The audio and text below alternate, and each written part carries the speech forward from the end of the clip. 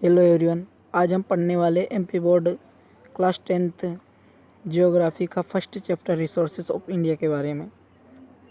आपको चैप्टर के नाम से ही स्पष्ट हो रहा होगा कि रिसोर्सेज किसे कहते हैं। रिसोर्सेज के नाम हमारे चैप्टर में ही दे रखे हैं, जैसे कि हमारे रिसोर्स हुए, सोइल हुए, वाटर हुए और फॉरेस्ट और वाइल्ड लाइफ। ये सभी हमारे क्या कहलाते हैं? रिसोर्स कहलाते हैं। हम डेफिनेशन देख लेते हैं सबसे फर्स्ट में रिसोर्स की। Help to solve your problem, satisfaction of human wants और help to solve the problem. Resource हम किसे कहते हैं? जो हमारी ज़रूरत की पूर्ति करते हैं और हमारी समस्याओं का समाधान करते हैं और हमारी ज़रूरत के अनुसार काम करते हैं, उसे हम रिसोर्स कहते हैं।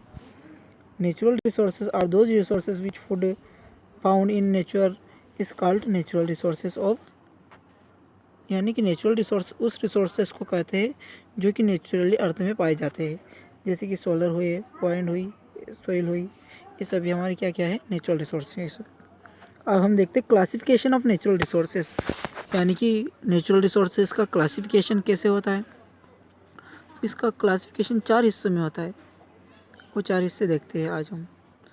On the basis of availability के हिसाब से, on the basis of distribution के हिसाब से, on the basis of ownership यानी कि ओनरशिप के हिसाब से, और यूजेस यानी कि उसका क्या क्या यूज़ है, क्या क्या उसका काम है, उस हिसाब से भी इसका ये होता है डिस्ट्रीब्यूशन।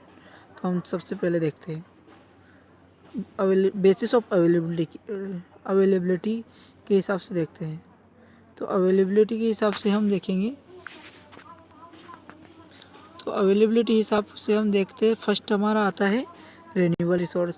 रिन्यूएबल रिसोर्स हम किसे कहते हैं? जो कि नवीनीकरण रिसोर्सेज, इसका हिंदी मीनिंग है।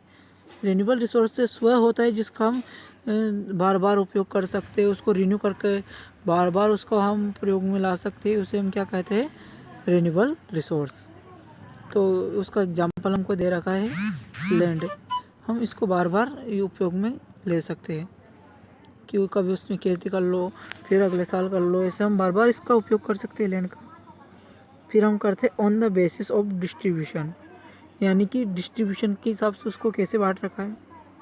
उसको 4 भागों में बांट रखा है डिस्ट्रीब्यूशन के हिसाब से भी। 4 पार्ट देखेंगे इजीली, जो हर जगह इजीली प्रोवाइड हो जाते हैं।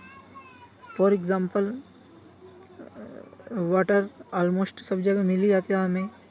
एयर ऑलमोस्ट हमें सब जगह मिल जाती है। कॉमन उसे कहते हैं हम जो कि कॉमनली हर जगह प्रेजेंट होती है, जैसे कि ऑक्सीजन।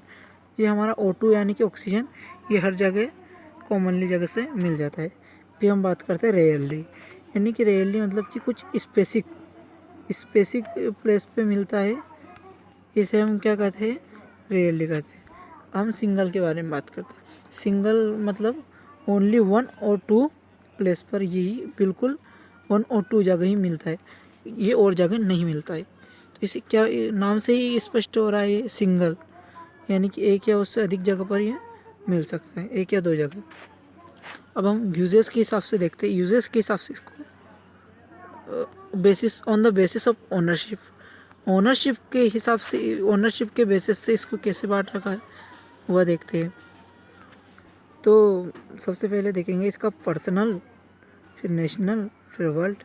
पर्सनल यानी कि किसी एक आदमी का रिसोर्स, और नेशनल यानी कि राष्ट्र का क्या रिसोर्स है, और वर्ल्ड यानी कि विश्व का रिसोर्स। ऐसे इसको इन भागों में। अब हम देखते हैं यूजेस के हिसाब से। तो यूजेस में हमारा सबसे फर्स्ट पॉइंट बनेगा अनयूज्ड रिसोर्सेस, यानी कि ऐसे रिसोर्सेज जिसका हम यूज़ नहीं करते, ये हमारा क्या कहलाता है? अनयूज्ड रिसोर्सेज कहलाता है। और अनयूजेबल रिसोर्सेज जो कि पृथ्वी पर present on the earth but we can not it, जो कि पृथ्वी पर प्रेजेंट है किंतु हम इसका उपयोग नहीं करते, हम उसे अनयूजेबल बोलते हैं। पोटेंशियल रिसोर्सेज यानी कि नाम से ही उसका पूरा पता चल जाता है कि संभावित। पोटेंशियल का हिंदी मीनिंग होता है संभावित। ऐसे रिसोर्सेज जो कि संभावित है, हम उनका उपयोग कर सकते हैं किंतु हम उसको उपयोग में नहीं कर सकते। अब लेटेंट रिसोर्सेज के बारे में पढ़ेंगे। लेटेंट ऐसे रिसोर्सेज जो कि अर्थ पर प्रेजेंट है किंतु हम उसका उपयोग करना नहीं जानते हैं। जैसे कि हमारे एंसेस्टर, हमारे पूर्वज होते थे, उनके लिए एक रिसोर्सेज था जिसका नाम है पेट्रोलियम। पेट्रोलियम हमारी पृथ्वी पर बहुत समय पहले से प्रेजेंट था, किंतु हमारे पूर्वज थे, हमारे एंसेस्टर थे, उनको इसका प्रयोग करना नहीं आता था, इसलिए उनके लिए ये पेट्रोल पूरी तरह से क्या था, रिन्यूएबल रिसोर्सेज था। अब हम पढ़ते today those countries are more develop have more resources, यानी कि आज वही देश सबसे विकसित है जिसके पास ज़्यादा रिसोर्स है। फिर हम बात करते हैं ह्यूमन बीइंग आल्सो रिसोर्सेज। जो ह्यूमन बीइंग होते हैं वह भी अपने आप में क्या है, एक रिसोर्स है। अब हम पढ़ेंगे सोइल के बारे में। तो आइए समझते हैं सोइल किसे कहते हैं।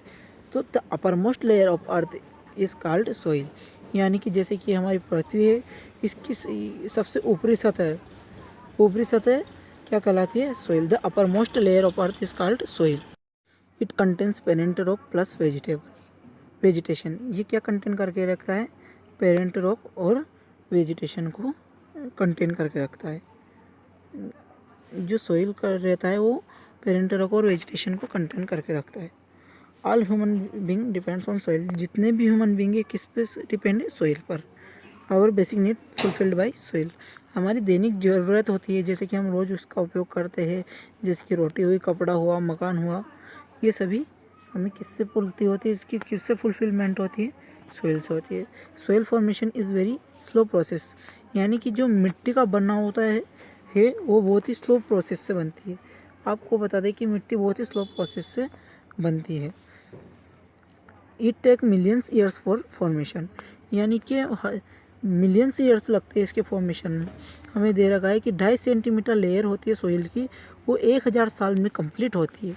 जो हमारी सोइल की 2.5 सेंटीमीटर लेयर होती है ना, वो बराबर 1 साल में कंप्लीट होती है। हम पढ़ेंगे factors which help in formation of soil. ऐसे फैक्टर्स जो कि फॉर्मेशन ऑफ सोइल में हेल्प करते हैं। तो हमें फैक्टर दे रखे हैं parent rock, climate, plant and animal remains. Parent rock और क्लाइमेट यानी जलवायु भी एक नंबर का काम करता है हमारी सोइल का फॉर्मेशन में। जलवायु बहुत अच्छी भूमिका निभाता है। उसके बाद होता है प्लांट और एनिमल से जो बच जाता है, इनका कुछ अवशेष बच जाता है, वो उससे सोइल का फॉर्मेशन होता है। और हमें दे रखा है यहाँ सोइल की लेयर दे रखी है। ये सबसे ऊपरी सतह है, इसको क्या बोलते हैं, अपर मोस्ट लेयर या टॉप लेयर कहते हैं इसे सोइल। इसमें ह्यूमस की अधिक मात्रा होती है। इसमें किसकी मात्रा होती है, ह्यूमस की अच्छी मात्रा होती है।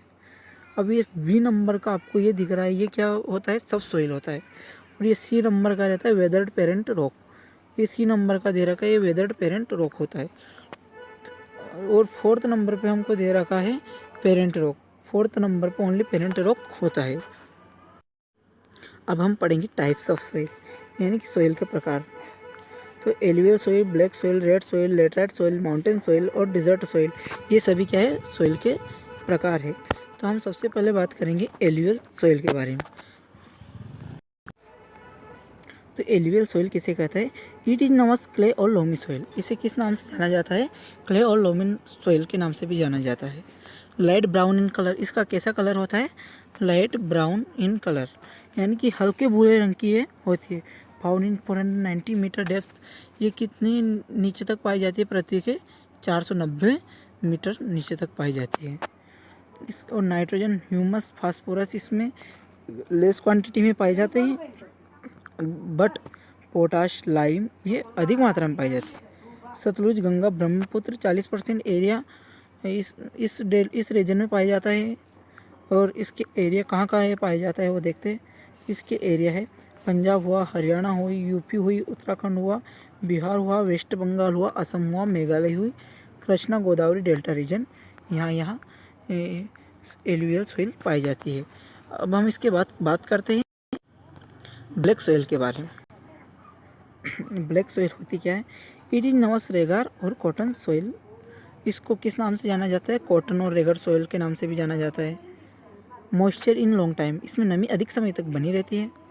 Nitrogen, phosphorus, humus forest is less amount.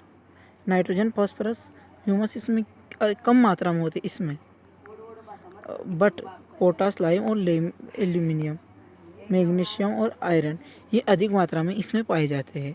इसका एरिया देखते हैं कहाँ कहाँ ये पाई जाती है, तो इसके एरिया देखते हैं गुजरात, मध्य प्रदेश, महाराष्ट्र, कर्नाटक, उड़ीसा, इन राज्यों में ये पाई जाती है। अब हम देखते हैं रेड सॉइल के बारे में। किसके बारे में? रेड सॉइल के बारे में। तो ये कहाँ पाई जाती है? फाउंड इन मेटामॉर्फिक रॉक्स और इन ड्राई क्लाइमेट, यानी कि जो मेटामॉर्फिक रॉक्स होती है ड्राई क्लाइमेट की, ये वहाँ पाई जाती है। मिक्सिंग आयरन ऑक्साइड, इसमें क्या मिक्स रहता है? Iron oxide. The colour is used some places, यानी कि इसका कलर होता है कुछ प्लेस में काम लिया जाता है। इट्स कलर चॉकलेट येलो, इसका कलर कैसा रहता है? Chocolate yellow. Most fertile soil, ये क्या होती है? अधिक फर्टाइल उपजा होती है। Found in dry areas of India, ये कहाँ कहाँ पाई जाती है? इंडिया के ड्राई रीजन में पाई जाती है। Iron, potash, aluminium found in rich amount, इसमें आयरन, पोटाश, एल्यूमिनियम बहुत अधिक मात्रा में पाई जाती है। इसके एरिया देखते हैं, एमपी हुआ, कर्नाटक हुआ, छत्तीसगढ़, यूपी, राजस्थान, तमिलनाडु, ये एरिया है जहाँ ये सॉइल पाई जाती है। अब हम देखते हैं लेटराइट सॉइल के बारे में। Laterite soil dark white underground water, यानी कि ये डार्क वाइट और अंडरग्राउंड वाटर में पाई जाती है। ड्राई एंड वेट सीजन, ये ड्राई और वेट सीजन में पाई जाती है। Laterite rock, lime, phosphorus and potash is less amount, जो लेटराइट रॉक होती है और लाइम, फास्फोरस और पोटास इसमें कम मात्रा में पाए जाते हैं, किंतु एक चीज़ होती है इसमें ह्यूमस अधिक मात्रा में पाया जाता है। इसमें सब सॉइल से ऑपोजिट काम चलता है। सब सॉइल से क्या चलता है? ऑपोजिट चलता है, यानी कि हर सॉइल में इसका उल्टा होता था। हर सॉइल में ह्यूमस अच्छा होता था, ह्यूमस की कमी रहती थी, और ये पोटास, लाइमस्टोन, फास्फोरस अधिक मात्रा में होती है। किंतु ह्यूमस की कमी है और ये पोटास, लाइम ये अधिक मात्रा में है। इसके एरिया देखते हैं, तमिलनाडु हुआ, केरल हुआ, कर्नाटक, हिली रीजन, यहाँ ये सॉइल पाई जाती है। अब हम बात करने वाले हैं डिज़र्ट सॉइल के बारे में। डिज़र्ट सॉइल यानी रेगिस्तान में पाई जाने वाली। Coarse particle, large amount of soluble salt, इसमें क्या होते हैं? कोर्स पार्टिकल होते हैं और अधिक मात्रा में सोल्यूबल साल्ट पाया जाता है। फाउंड इन ड्राई रीजन, कहाँ कहाँ पाई जाती है? सूखे रीजन में पाई जाती है। Moist found in very less important and humus less, जो मॉइस्ट होती है वो बहुत ही कम मात्रा में पाया जाता है और ह्यूमस भी कम होता है, क्योंकि यहाँ रेगिस्तान में पाई जाती है सॉइल, तो रेगिस्तान में पानी की कमी होती है, इसलिए वहाँ नमी नहीं रहती, इसलिए most found is very less amount. अब इसका एरिया देखते हैं, Rajasthan, Gujarat, west UP and south Punjab, ये एरिया है जहाँ ये सॉइल पाई जाती है। अब हम इसके बाद में देखते हैं, ये एरिया दे रखा है हमको, पूरा इंडिया का मैप है, और हम देखते हैं कहाँ कहाँ हमारी सॉइल पाई जाती है, कहाँ कौन सी सॉइल पाई जाती है। ये एरिया आपको दिख रहा है, यहाँ माउंटेन सॉइल पाई जाती है, जो कि हमारा पर्वतीय क्षेत्र में दिया गया है, नेपाल की तरफ ये एरिया। ये डिज़र्ट सॉइल यहाँ राजस्थान की तरफ पाई जाती है, क्योंकि यहाँ इधर मरुस्थल है। एलुवियल सॉइल इधर गुजरात की तरफ पाई जाती है, और लेटराइट सॉइल अपने इधर पाई जाती है तमिलनाडु की तरफ, और ब्लैक सॉइल उड़ीसा की तरफ, और रेड सॉइल ये कुछ इस भाग में पाई जाती है। और हम बात करते हैं सॉइल इरोजन के बारे में। सॉइल इरोजन अपना होता क्या है, तो आइए देखते हैं सॉइल इरोजन, यानी कि मृदा कटाव इसका हिंदी में। Depletion of upper layer of soil is called soil erosion, यानी कि सॉइल की अपर लेयर का डिप्लेशन होना क्या कहलाता है? सॉइल इरोजन कहलाता है। काजेज ऑफ सॉइल इरोजन, यानी कि क्या क्या कारण है जिससे सॉइल इरोजन होता है अपना? Deforestation, overgrazing, shifting cultivation, wind erosion, इन कारणों से हमारा क्या होता है? सॉइल इरोजन होता है। डिफॉरेस्टेशन यानी कि जंगल की कटाई, ओवरग्रेजिंग यानी कि जानवरों को पौधों के ऊपर चराना, शिफ्टिंग कल्टीवेशन यानी कि इधर से उधर होने वाली कल्टीवेशन करना, और वाइंड इरोजन, ये इन वजह से हमारा जो सॉइल इरोजन होता है, ये कारण हमारे सॉइल इरोजन के हैं। अब हम देखते हैं harmful effect of soil erosion, यानी कि सॉइल इरोजन के हार्मफुल अफेक्ट क्या क्या है। Long duration of dry drought season, यानी कि लंबे समय तक सूखा रहना या लंबे समय तक बाढ़ प्रभावित क्षेत्र रहना, ये क्या कारण हो सकता है? ये हो सकता है हमारा सॉइल इरोजन का कारण हो सकता है। Adverse affect of source water, कि वाटर्स जो सोर्सेस ऑफ वाटर है उनके ऊपर एडवर्स अफेक्ट होना भी सॉइल इरोजन का अफेक्ट होता है।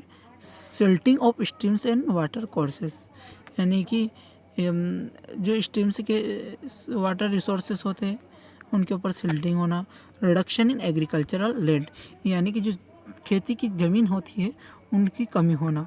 सोइल कंजर्वेशन के बचाव दे रखे है, यानी कि हमारा सोइल इरोजन ना हो, इसलिए हमारे सोइल कंजर्वेशन कैसे करें।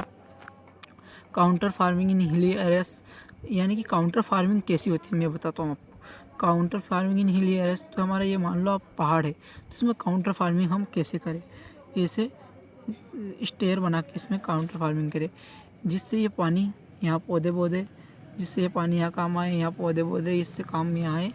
तो ऐसे इसको हम कहते हैं काउंटर फार्मिंग, यानी कि स्लॉप वाइज खेती करना। सीढ़ी बनाकर ऐसे खेती करो जिससे सभी को इक्वल अमाउंट में वाटर मिल सके, सभी चीज़ें इक्वल अमाउंट में मिल सके, इसको बोलते हैं काउंटर फार्मिंग। ये स्पेशली हिली एरियाज में होता है। टू प्रिवेंट गली इरोशन बाई मेकिंग, गली इरोशन को रोकना बाय प्लांटिंग ट्रीज, यानी कि प्लांटिंग करना, ट्रीज का प्लांटेशन करना, ये हमारे क्या है, कंजर्वेशन है सोइल का।